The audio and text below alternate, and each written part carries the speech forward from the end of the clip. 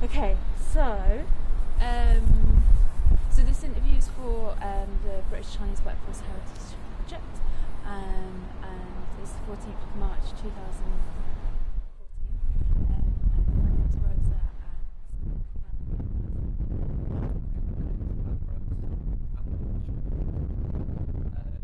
Creative Director of Urban Strawberry Lunch, and we're technically with the artists in residence of St Luke's. That's the place, the bombed out church. That's what it's known as.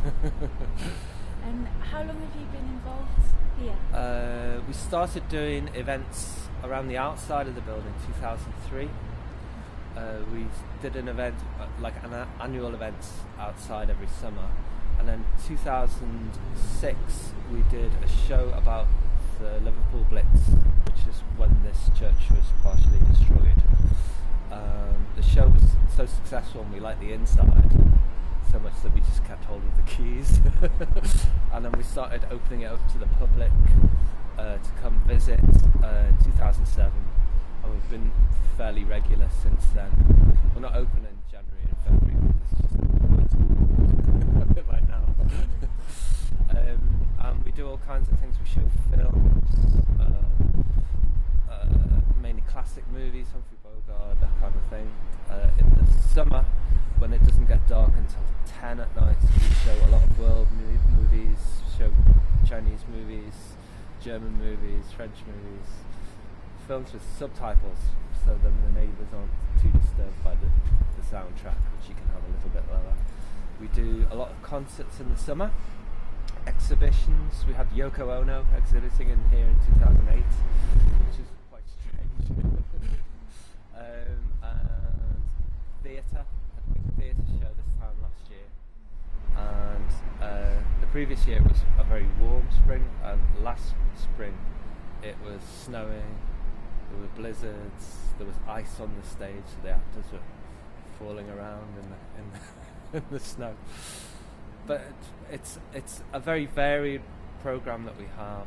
We also do every Wednesday we do Tai Chi, and then we do Qigong on a Thursday at 1, so the sort of regular things that you can do.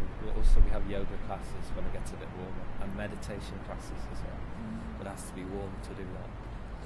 And really it's opening up the space for big artists like Yoko to come in and do stuff, but also for students to do things, for people who are just starting out, who want a space to exhibit or show their work in, who can't afford fancy galleries and fancy theatres, so it's a good place to start from.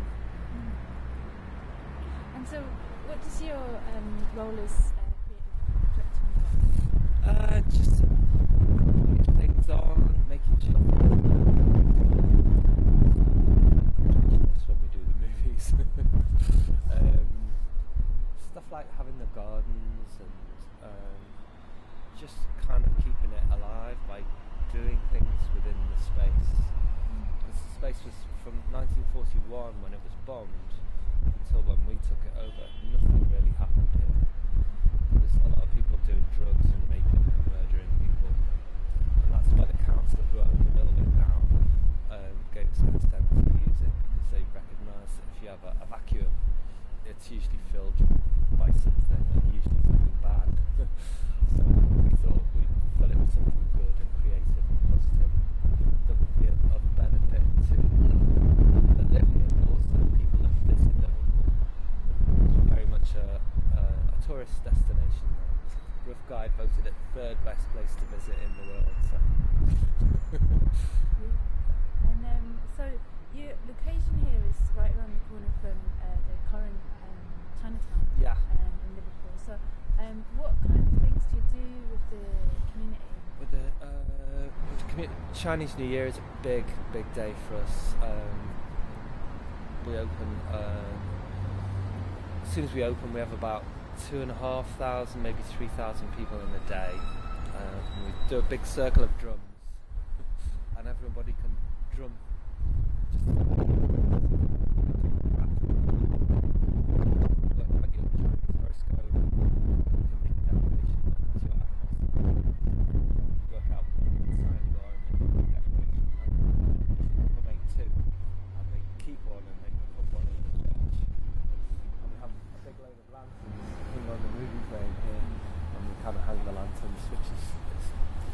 jolly.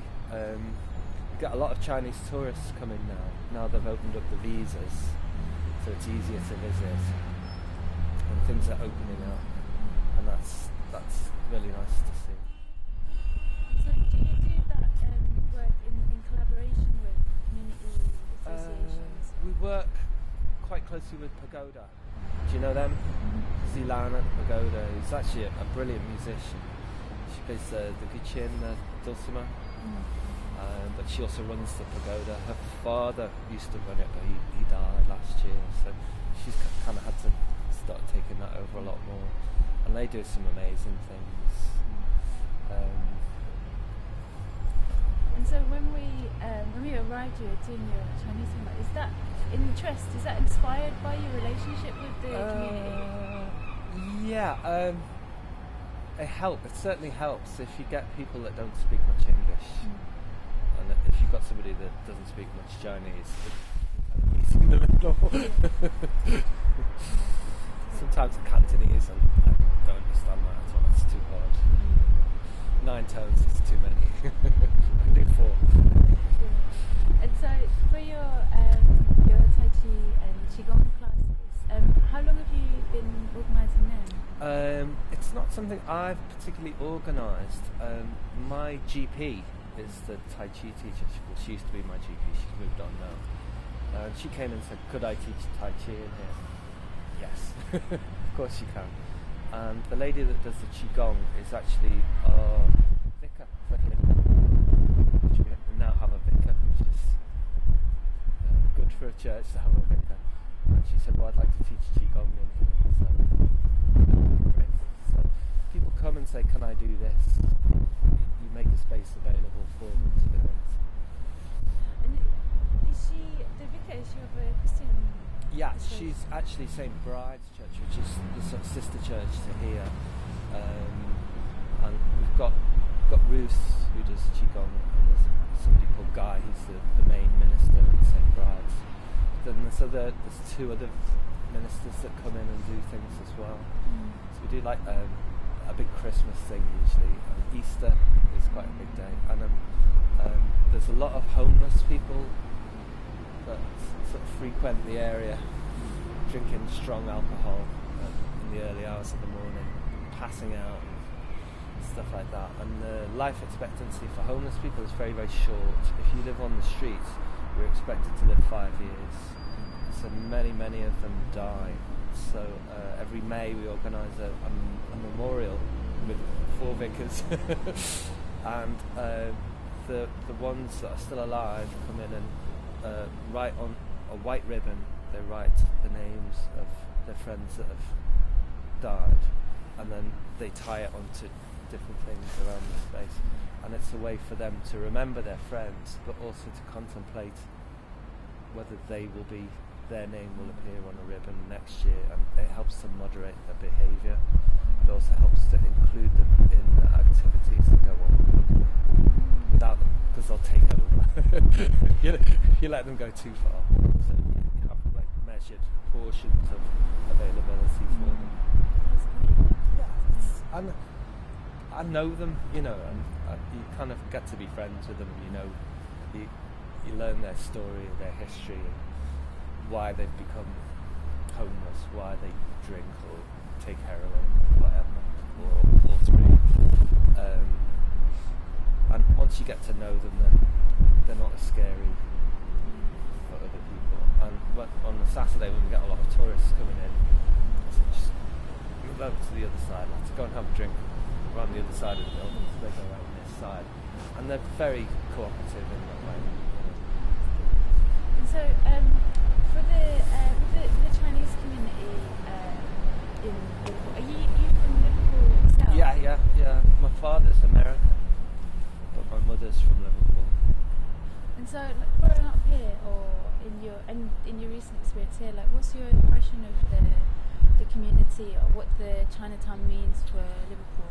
Yeah, I mean, like I was saying before, the Chinatown used to be in a different area, and that got bombed during the May Blitz when this was bombed, and the whole of the Chinatown area, which is one of the oldest in Europe, was completely wiped out.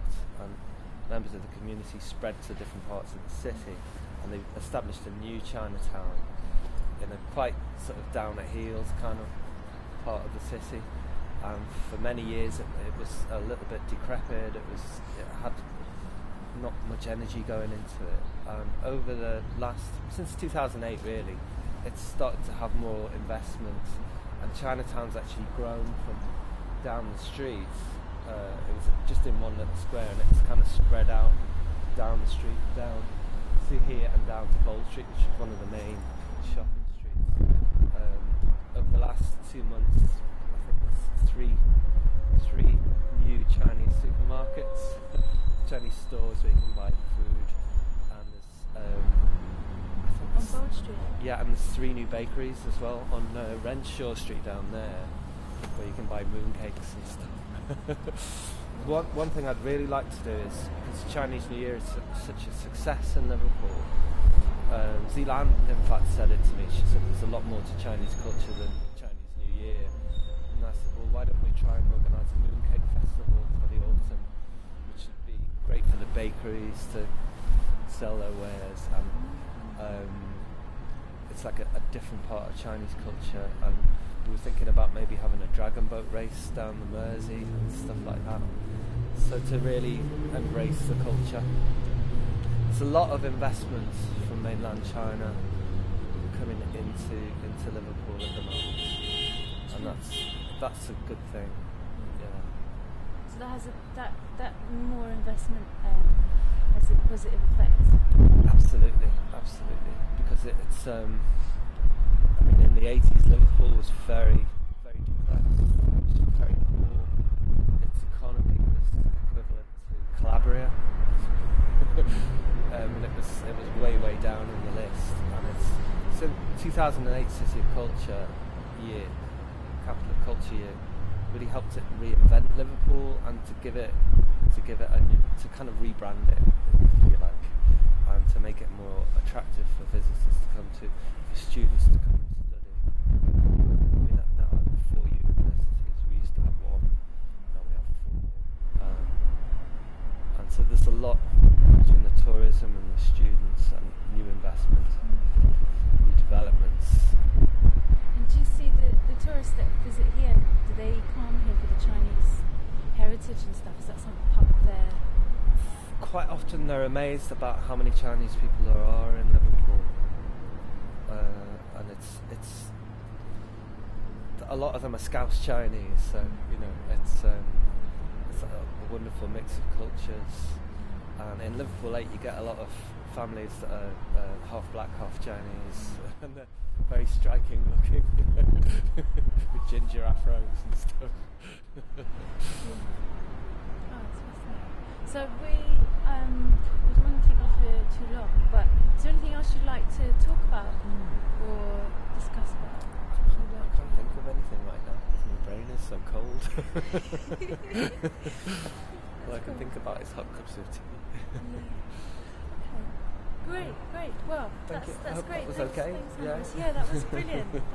Thanks for taking the time to No worries. talk with us.